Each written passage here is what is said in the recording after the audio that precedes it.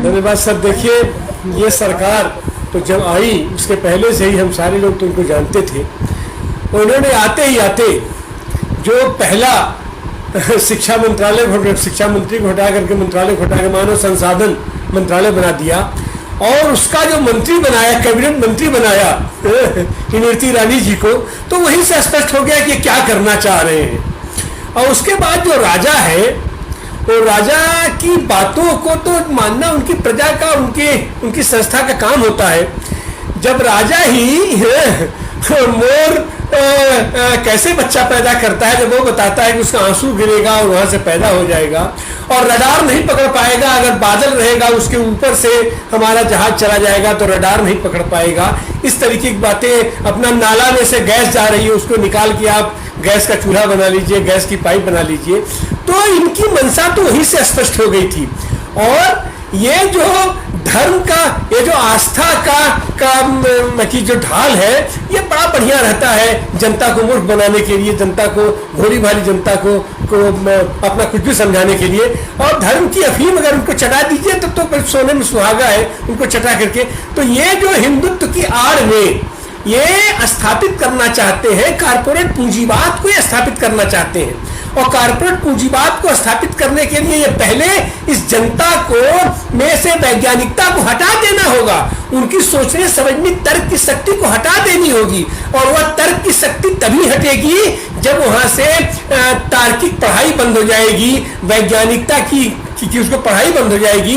और उसके लिए है कि जो प्राकृतिक प्रवाह है, अगर वो प्राकृतिक प्रवाह चलने देंगे तो जाहिर सी बात है कि ये अपनी बातों को नहीं करने पड़ेंगे, क्योंकि जब प्रकृति अपने हिसाब से चलेगी तो एक जमाना हुआ करता था कि पंच तत्व या रचत शरीरा की आकाश, धरती, गगन, यही तो 5 तत्व माने जाते थे। उसके बाद वो विज्ञान की ही देन थी कि उसमें से पानी में से निकाला नहीं ऑक्सीजन हाइड्रोजन है, फिर उसके बाद नहीं ऑक्सीजन हाइड्रोजन को भी और आगे तोड़ा जा सकता है और अल्फा गामा बीटा तक आए, और आज की तारीख में कहाँ। तो ये वैज्ञानिकता के तो ये परम दुश्मन है, और ये वैज्ञानिकता के परम दुश्मन नहीं है, ये जानते हैं उस चीज को।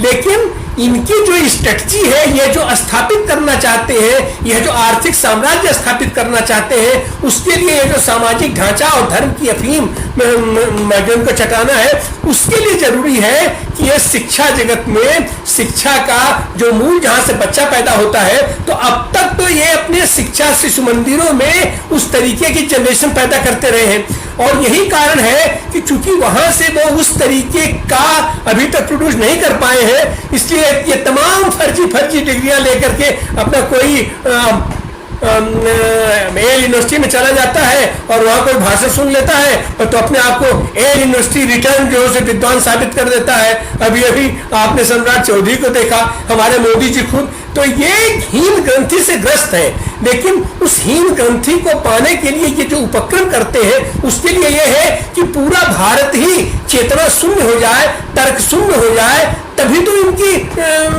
इनकी बात मानी जाएगी। तो फल ये होता है कि हमारे यहाँ जो विकास होना चाहिए था कि अगर पूरे देश का आप एक शहर में बना रहे थे, एक शहर में बनाओ, लेकिन यहाँ पर भी तरह तरह टुकड़ों में बांट करके, और वहां से उसमें से वैज्ञानिकता का लोग जब तक ये नहीं करेंगे तब तक ये अपना वर्चस्व स्थापित नहीं कर पाएंगे। लेकिन यह भी है कि कोई भी क्रिया हो तो उसके खिलाफ प्रतिक्रिया भी होती है। तो आज की तारीख में प्रतिक्रिया भी हो रही है, और तमाम हमारे जैसे लोग हैं, हमारे बहुजन समाज जैसे लोग हैं, खालिद साहब जैसे लोग हैं, या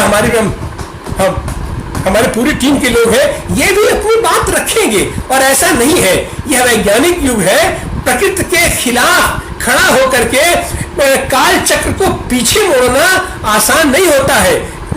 उसको सतत प्रवाह बनाए रखने के लिए जो भी लोग हैं, वैज्ञानिक प्रवाह बनाए रखने के लिए यह जो मूवमेंट है, यह जो आंदोलन है, इसके रथ को ये रोक नहीं पाएंगे। तो ये भले ही अपने स्तर से चाहे जो कर ले, लेकिन अगर ये विनाश से बचना है तो हर किसी को प्रकृति के साथ चलना पड़ेगा, वैज्ञानिकता के साथ चलना पड़ेगा। और वो थोड़ी देर के लिए अंधकार अंधेरा हो सकता है, लेकिन ये बादल छटेगा, हम सारे लोगों का प्रयास जारी रहेगा, हम सारे लोगों का आंदोलन जारी रहेगा, हम सारे लोगों का अभियान जारी रहेगा, और हम सफल होंगे। बहुत बहुत धन्यवाद।